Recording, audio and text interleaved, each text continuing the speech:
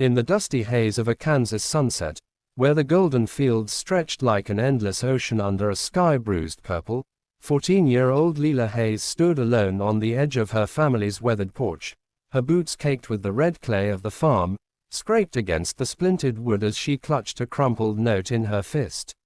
The latest poison from the wolves at school who called her hayseed, and dreamed up torments just to watch her flinch. But tonight, as the wind whispered secrets through the cornstalks, Leela's eyes burned not with tears, but with a fire her tormentors had never seen. Little did they know, the storm they'd unleashed wasn't coming from her.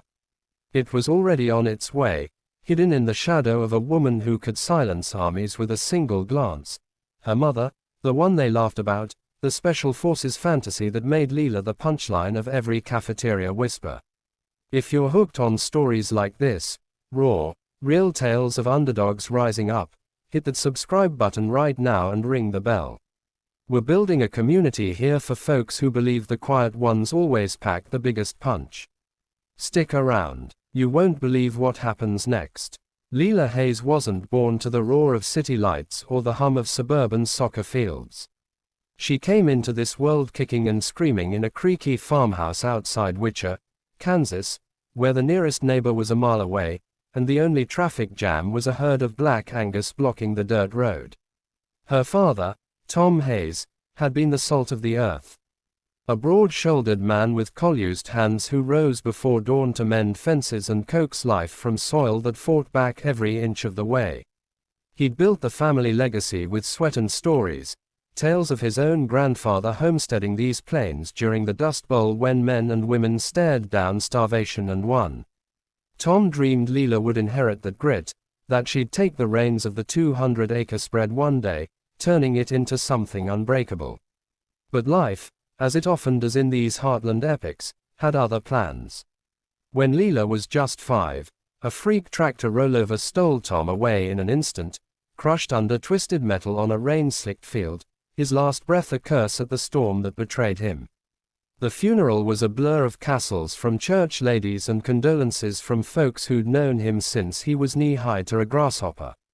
Leela remembered clutching her mother's hand, the one that felt like iron wrapped in silk, and staring at the pine box as if willing it to crack open. "He's flying now, baby girl," her mom had whispered, voice steady as a rifle shot up there with the angels watching over his girls. That mom was Riley Hayes. Riley to her army buddies, sergeant major to her superiors, and a ghost to the civilian world. At 38, she was a legend whispered about in the shadowed halls of Fort Bragg, a woman who'd enlisted at 18 with nothing but a high school diploma, a chip on her shoulder the size of Texas, and a fire in her belly forged from a childhood of scraping by in rural Missouri trailer parks. Riley had clawed her way into the elite world of Special Forces support, logistics, and intel for Delta operators, the kind of role that demanded you vanish into the night, orchestrate extractions from hellholes most maps didn't acknowledge, and never, ever let the enemy see your face. She deployed to Afghanistan twice, Iraq once, and God knows where else on black ops that left scars no one could see, metals. She had a drawer full, tucked away like dirty laundry. But to Leela, she was just mom. The one who baked lopsided apple pies on rare weekends home and taught her to shoot a .22 rifle before she could ride a bike. Riley's absences were the price of that life. Weeks turned to months. Video calls crackled with static from forward bases, and Leela learned early to fill the silence with chores. See, feeding the chickens at dawn, mucking stalls till her arms ached. Harvesting corn under a sun that baked the doubt right out of you, the farm hands. Old Mr. Jenkins and his son, who came on weekends, helped keep the place afloat. But it was Leela who became the backbone, a piesed foreman with braids whipping in the wind and eyes that saw too much for her years.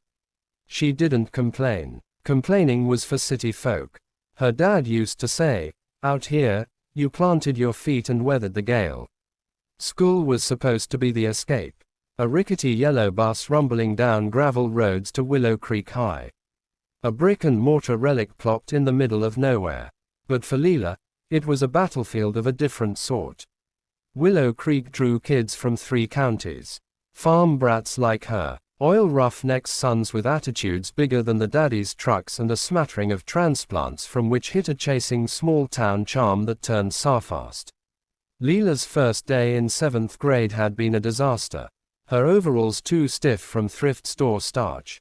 Her lunch of thermos of venison stew that smelled like home but reeked of weird to the cool crowd. That's when she met Brittany, clean the queen bee with bleach blonde hair, a cheer uniform that hugged like it was painted on, and a laugh sharp as barbed wire. Brittany was everything Leela wasn't: polished, popular, the daughter of a car dealership owner who drove a shiny Mustang to school while Leela hitched rides on the bus. Brittany's crew: Chloe the gossip with the Instagram feed full of filters, and Jake the quarterback whose daddy coached Pew football, circled like vultures picking at Leela's edges. It started small: snickers at her mud-stained sneakers, whispers about her cowgirl accent that thickened when she got nervous. Hey Seed, your mom forget to pick you up again? Oh wait, she probably forgot she had a kid. Brittany zinger tossed like a grenade in the lunch line because it was half true. Riley's deployments meant Leela walked home alone more often than not. The 2-mile trek a gauntlet of stray dogs and her own racing thoughts. Leela tried to laugh it off the way her dad would have brush it away like dust from your jeans. But the barbs dug deeper. By 8th grade, they'd escalated. Fake Facebook profiles mocking her as Leela the llama. Notes stuffed in her locker with crude drawings of barns and pitchforks. One afternoon, Chloe accidentally dumped red paint on Leela's backpack during art class, claiming it was ketchup from lunch. The teacher, Mrs. Harrove, sighed and handed Leela a rag, muttering about clumsy kids these days. No detention, no apology, just Leela scrubbing stains till her fingers pruned, tears mixing with the dye. The real breaking point came over the Special Forces lie, or what Brittany deemed a lie. It slipped out one rainy Tuesday in social studies when Mr. Ellis asked the class to share family histories. Kids boasted about grandpas in Vietnam, uncles in the Gulf. Leela, heart-pounding, mentioned her mom. She's in the Army, Special Forces support. She helps with missions overseas. The room went quiet, then erupted. Jake snorted first. Special Forces. Your mom. The one who smells like tractor exhaust. Brittany leaned in, eyes gleaming. Oh, honey, that's cute. My dad's got a cousin in the real military. Marines, not whatever fantasy farm league you're in. Words spread like wildfire through dry grass. By lunch, Leela's tray was accidentally knocked flying. Mashed potatoes splattering her shirt like war paint. Special Forces kid can't dodge a potato. What kind of training is that? Chloe giggled, hi-fing Jake. Leela bolted to the bathroom, locking herself in a stall, chest having. She pulled out her phone, dialing Riley's number on instinct, but it went to voicemail. Hey, it's Mom. If it's important, leave a message. If it's not, I love you anyway. Leela whispered into the line. They're saying you're a liar, Mom. That you're not you. Click. She slid down the wall, the fluorescent buzz overhead mocking her like fluorescent laughter. That night, alone in the farmhouse with the wind howling against the windows, Leela cracked. She rifled through the old trunk in the attic, the one Riley kept locked, filled with dog tags, faded photos of her in desert camo. A Purple Heart citation yellowed with age. There was a picture of Riley, mid-20s, grinning beside a Black Hawk helicopter. Her face smudged with grease, eyes fierce as a hawk's. Leela traced the lines, remembering stories Riley told in snippets. The night raid in Kandahar where she coordinated air support for a pinned-down team, whispering coordinates into a radio while bullets chipped the sandbags around her. It's not glory, baby, Riley would say. It's ghosts and goodbyes, but it's family, the kind that bleeds for each other. Leela snapped a photo of the citation, her thumb hovering over the send button. She wanted to prove them wrong, to shove it in Brittany's smug face, but something stopped her. Pride, fear, or maybe the haze grit. The kind that said, you don't swing first. You wait for the wind to shift. Instead, she texted, Riley, school sucks. Miss you. Love your hay seed. The reply came hours later at 2 a.m. Tin tight, kiddo. Mama's wheels up soon. Proud of you always. The bullying didn't let up. If anything, it sharpened. Britney's crew turned it into a game. Special Forces Challenge, they called it. During P. J.